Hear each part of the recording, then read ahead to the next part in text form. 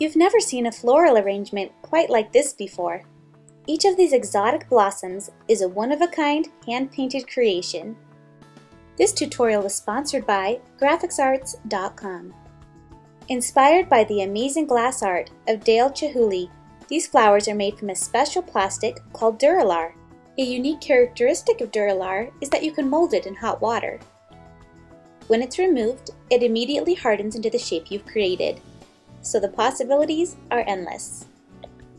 Begin by heating water. You want it to steam but not boil. You can do this in a skillet or a pot. I prefer the pot because I can totally immerse the piece I'm working on. While the water is heating, cut out your flower shapes. I had a lot of fun experimenting with these. Pretty much any shape you cut out can be turned into an exotic flower. If you'd like to add a stem to the flower, you'll also need to punch a hole in the center.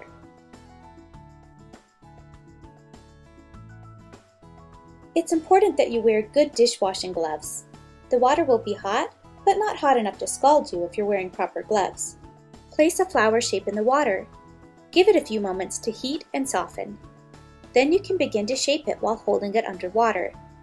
Try curling some petals forward and others backwards. When you lift the flower out of the water, it will hold its shape. You can immerse it again to reshape it if you'd like.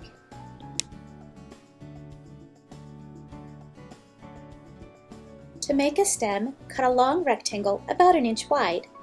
You can also cut a leaf on the side of the rectangle. Immerse the shape and pinch the rectangle between your fingers to create a tube. Pinch the tip of the leaf to give it shape and dimension. You can create cool spiral shapes by wrapping a strip of dura-lar around a pencil, then immersing it in the water. Lift and let cool for a moment and it will remain coiled. Now that you have all these interesting flower shapes, it's time to give them some color. I like Pebeyos Vitrea 160 glass paints. You'll also want to buy Pebeyos paint thinner. This glass paint is thick and concentrated, so it's hard to work with if you don't thin it first. I tried several methods of painting to see whether the application would make any difference. I'm not sure which I like best, so I'll show you each. One method I tried was applying paint with cosmetic sponges. I chose this because I knew it would give a smooth application without streaks. The pieces painted this way are more opaque than the others, and not quite as shiny.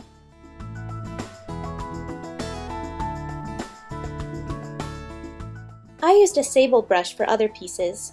It was easy to get into small areas, but the paint was streakier than with the sponge. Adding a second coat helped to eliminate the streaks.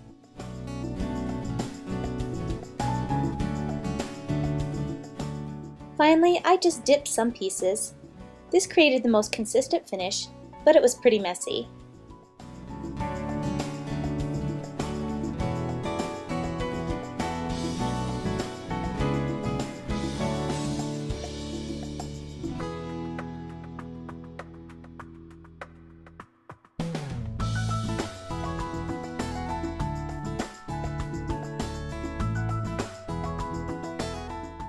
Once the first coat of paint is dry, you can add detail work.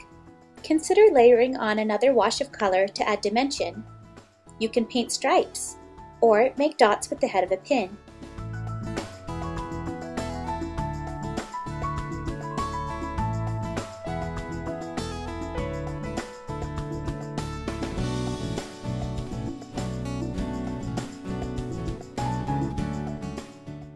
Once your pieces are completely dry, it's time to assemble them into a flower.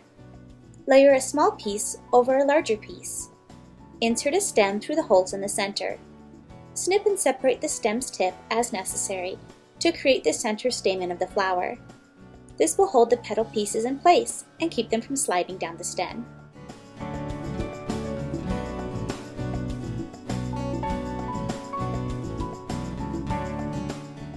Finally, you can make your pieces pop by like Sakura's Permapak pens.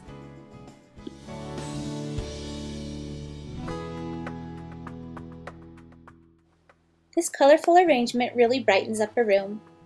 For more information about dura-lar film, visit my sponsor's website, Grafixarts.com. For hundreds more crafting tutorials, please visit my website, madebymarzipan.com.